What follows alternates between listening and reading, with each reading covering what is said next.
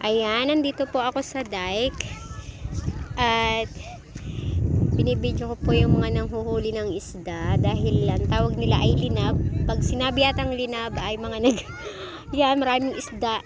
Maraming isda na tilapia. Hindi ko po alam kung ano ibig sabihin ng linab.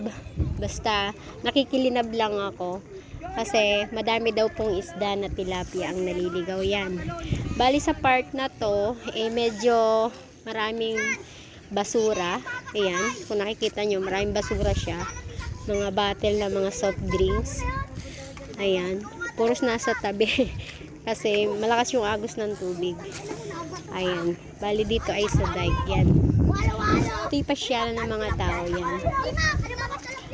Diba? Ang dahil mga bata. Ayan. Sino pa? Ayun, nandun na. Ayun. Nanghuhuli pa. Ayan. Parang maliliit pa ho, ano?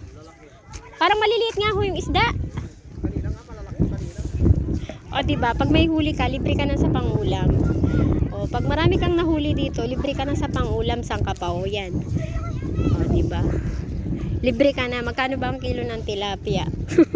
Mahal din, diba? O, yan. Dahil masipag silang manghuli. Ayan. O, diba? Ang lakas po ng agos ng tubig, o. Kung mapapansin nyo. Ang lakas talaga ng agos ng tubig. Ayan. Ay, ari, ang laki mahal, isda! Ayan, o. Kita nyo ba yung isda? Ayan, mga bata. Anak ko po yung isa dyan. Ayan, yan yung nakaputi ng damit. Ano ba yun? Ayan.